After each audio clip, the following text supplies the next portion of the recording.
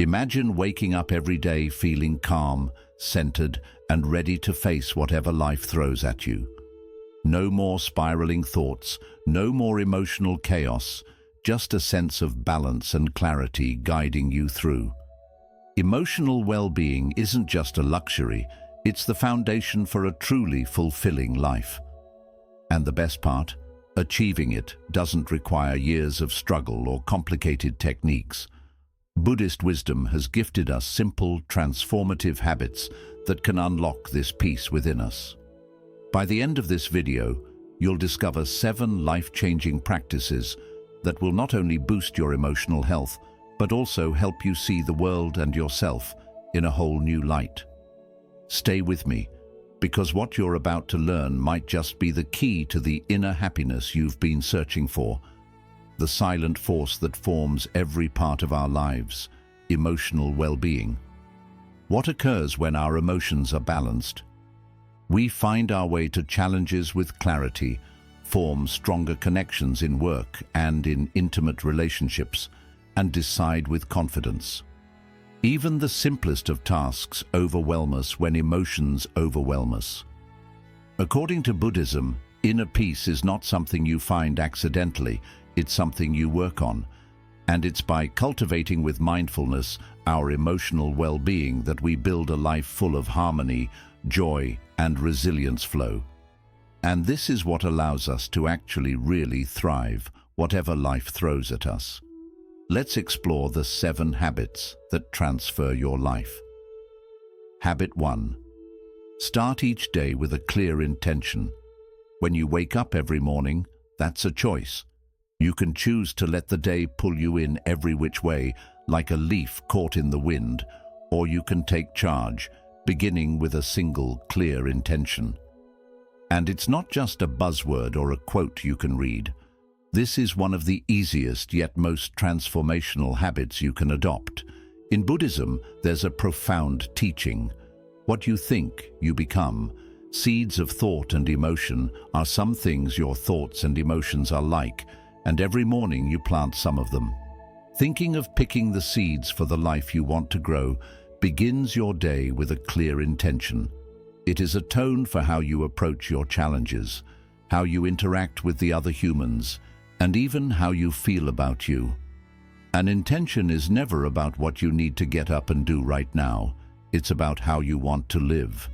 Let's say, I'll finish my tasks, or I'll do my work well, instead of, I'll face my tasks with calm focus. Rather than obsessing over the relationships in your life, you might decide that you'll respond today with kindness, no matter what. The shift in this small mental mindset goes on to create a wave of impact on everything you will interact with, everything you will decide, ending up affecting your emotional well-being. Science backs this up too. Research indicates that people become less stressed and more able to control their emotions when they begin their day with mindful reflection or goal setting. And the beauty of this habit? It doesn't take much time. It doesn't have to be done when you're stuck in a jam, so you can do it while lying in bed with your morning tea, or even a few moments of silence before the dawn of your day. Suppose you begin your day without an intention. Every email, message, or problem is greeted by you, rushing into the chaos with your daily reaction. You're overwhelmed by noon, frustrated because nothing worked, and emotionally drained. This is what the world gets you to do with your mood and energy. You ground yourself in an intention, like putting on armor. You get your move through the day and don't find yourself discombobulated.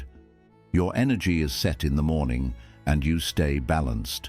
Recently, we've learned from Buddhism to live mindfully, not by accident or on autopilot, but with awareness. A morning intention is a mindfulness practice, a means to infuse meaning into a single, everyday moment. It's like lighting a candle in a dark room. It doesn't solve the darkness outside, but it does make your way brighter. You might start with something as simple as a mantra. I will choose to be at peace today, or I will be patient with challenges. Write it down, repeat it to yourself, keep it close, just like a compass to help you when the emotions threaten to drown you. This habit is deceptively powerful because it trains your mind to focus on what truly matters. Feeling good in the moment isn't all it's about. It's about building a strong, durable, emotional structure over time. And as you practice, you'll notice something amazing. You don't feel as though the days are controlling you anymore. You're in control of how you respond to life. So tomorrow morning, pause. Before you check your phone, before the noise of the world rushes in, take a moment to set your intention. It might feel small, but remember, small steps, when repeated, create extraordinary changes. With this one habit, you're not just starting a new day, you're starting a new way of living. Habit 2. Practice deep listening. Deep listening in a world of noise where everyone is chattering but listening, only a few, is a rare and very powerful gift. Now it has to be about hearing somebody's words and being fully present without judgment, without interruption, open-hearted. Deep listening is a skill, and when you master this skill, you also change your inner world and your relationships with people. One of the Buddhist teachings is about mindful listening, which means that you are paying full attention to what the other person is saying, how they are feeling, and even in the silence. Vulnerable acts like that are an act of compassion, a way to show that you respect and value someone's experience. Deep listening is good for the person listening to you, as well as good for you. The last time you really listened to someone without thinking about what you were going to say or getting a word in for yourself, how did it feel? It may just have helped you feel connected, understood, even peaceful. Now notice how that's different from a conversation where you weren't present and were either scrolling through your phone or mentally rehearsing your next point. Sadly, in most cases, those moments could turn into frustration, communication that fails, and emotional tension. Breaking that cycle is possible in deep listening.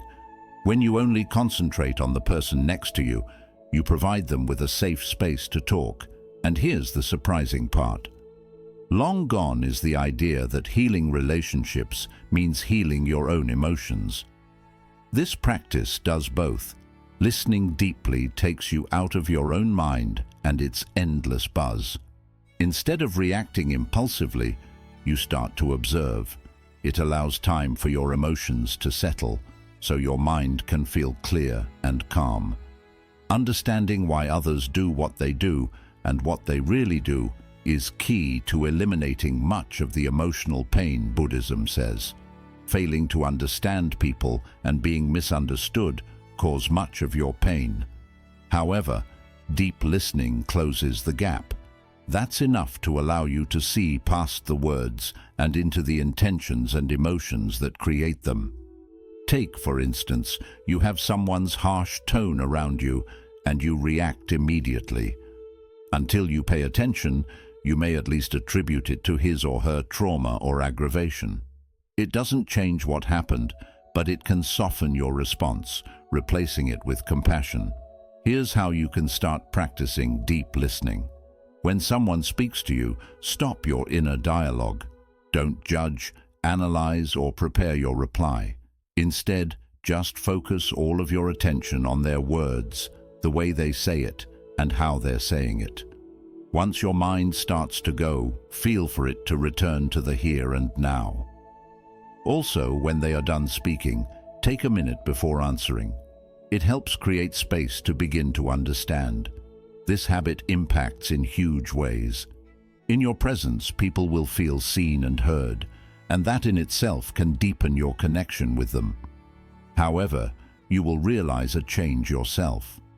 The more you start to be observant rather than reactive, the less chaotic your emotions will feel. The conversations with patience and empathy will feel a lot easier, and even easier in difficult situations. It takes practice to stop thinking and instead just listen to someone else. And each time you do, you're not just making your relationships better, you're building inner peace. So the next time someone speaks to you, try this. Stop everything else and focus on them.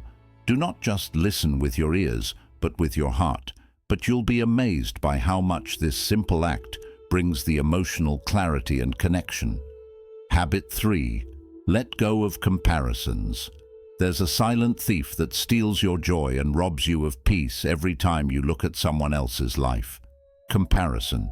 It creeps into your mind. You're not enough, or it's better off for someone else or anywhere else in your journey.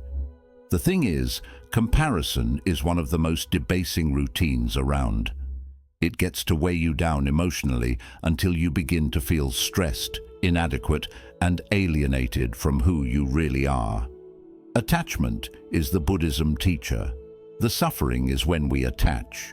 We attach to ideas, to expectations, to comparing ourselves to others. The beauty and the uniqueness of your own path get forgotten when you compare your life to another person's. You do not see your own growth, achievement, or potential. The fact is, you are supposed to not be like anyone else. You can walk your own path in your own time and own your own experiences. The problem with comparison, however, is that it's a false narrative. Today, we spend so much time in the digmunities, which are basically the highlight reels of others' lives, that we seldom see the negatives. When you compare your behind-the-scenes reality against someone else's curated moments, you start to feel as though you're not being enough. However, this isn't real life. This is just an illusion that makes you insecure and makes you disappointed. It doesn't mean you stop learning or growing by watching how others do. It is just you shifting the focus back to your own journey. Instead, I recommend making a habit of celebrating your own progress and not feeling inferior as such by looking to someone else's success. If it's a step forward, whatever it is, it's a victory. Proof of your strength and resilience is every step you take to hurdle every single challenge you have ever faced and triumphed. There's something in Buddhism called right effort, which is to say, focus on your own path instead of fighting another battle with something detrimental to your own health and well-being. It has nothing to do with being pulled in two directions or being hindered in some way by where others are at in their walk, or even whether I am in my own walk or not. Comparison kills your peace and sets you up to measure up. You start to understand that the value you have isn't tied up in comparison versus others, and that value has less to do with who you are and who you want to be, and more about the road you're traveling. That's the key to getting out of the comparison trap. Everyone's path is different. Your path is yours and yours alone, and does not need to look like anyone else's to be an entirely good and meaningful journey. Whenever you customize to your own passions and development, you're setting yourself up for really emotional fullness, self-well-being coming from self-respect and self-recognition. When you drop the comparison, you start the conversation to allow your own happiness to have space. You learn to love your story, your good stories, your progress, and who you are becoming. As you walk your own rainbow, you bring emotional peace and joy naturally because there is no burden of comparison. Habit 4. Journaling for emotional clarity. Out-of-control emotions make you feel like you're drowning in a sea of confusion. You just think when thoughts swirl, anxiety builds, and you try to fit together the pieces that are in a whirlwind. Yet there's a really simple but unbelievably effective way to take hold of this emotional chaos. Journaling, simply writing down your thoughts and feelings, makes a record of your day, but creating an emotional clarity process helps you untangle complicated emotions and calm the mind. Self-reflection has always been focused on in Buddhism. On many occasions, a space is created to understand the insight of the monks who spend time thinking of their thoughts and actions. Journaling is the same thing, letting you step away from your emotions and see them from afar. It's sort of like having a conversation with yourself.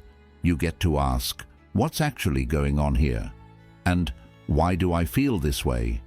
If you put your thoughts on paper, you give them form, and with form start to make sense. Because it's so emotional, it's hard to see things clearly. While angry, sad, anxious or unsure might sound like feelings you have without clarity, these feelings can spin out of control. Journaling gives you an opportunity to be free when you want to express these emotions. It's a safe place created specifically so that you can explore the interior world and boundaries within you without fear of any judgment. While writing, words make order of jumbled emotions, giving them form and meaning. It becomes manageable what was once overwhelming. The reason journaling works so well is because it gives you the opportunity to see patterns in the way you think and the way you react emotionally. Writing regularly offers a chance to recognize patterns in your thoughts that are stressful or to uncover deeper causes for what you're feeling. Neither self-awareness nor emotional growth begins at this level. Whether it be Buddhist teachings urging us to watch our thoughts without any attachment or journaling, it simply allows you to watch your thoughts the way they are. Your emotions are no longer carried away with you. Rather, you begin to notice them, think about them, and begin to understand them more clearly. But journaling also creates space for gratitude, which alone can shake your emotional state to its core. If your mind is covered in negative thoughts, then it's very easy to just not see the positives in your life. However, a little effort to jot down what you appreciate, starting with that warm cup of tea or that kind word from a friend, will start to shift your vision from lack to abundance. In Buddhism, this practice is on the same level as mindful practice, which focuses on the present moment and finding the beauty in everything, no matter how small it is. One of the most potent ways journaling can serve you is to teach you how to unburden yourself of difficult emotions. Whenever we have to suffer, we want to suppress our feelings, to be away from our feelings. However, not dealing with emotions means you will find more misery. There is nothing to be afraid of when journaling. It allows you to face these emotions head-on, writing about your struggles, your fears, your pain. It may seem weird, but in some ways, writing about it allows you to release some of that shame, some of that power.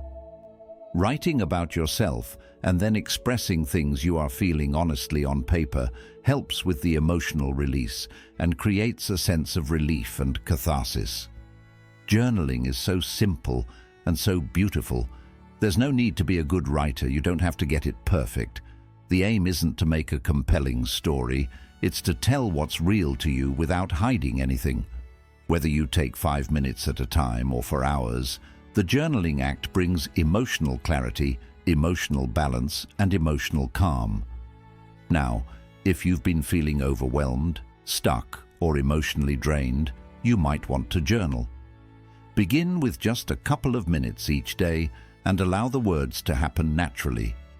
It should be your personal space for self-reflection and emotional clarity of what is happening.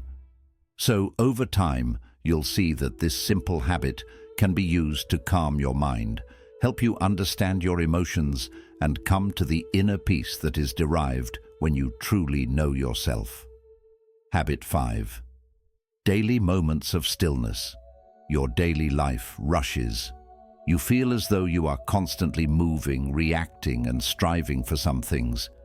It is goals, deadlines, or just trying to keep up with life requirements. But here's the thing. It doesn't happen when you're always on the go. You never allow yourself to really recharge and find balance. Well, that's the power of stillness. Buddhism shows us the great value in just being in time, without distraction, without doing, and without any thoughts or doing. That's what we call stillness. It's the gap of thought.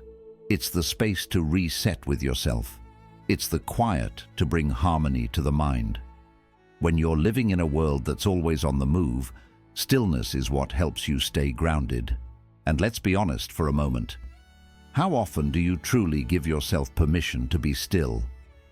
For many of us, being still feels strange or uncomfortable, almost useless, as if we're doing something wrong by not staying busy all the time.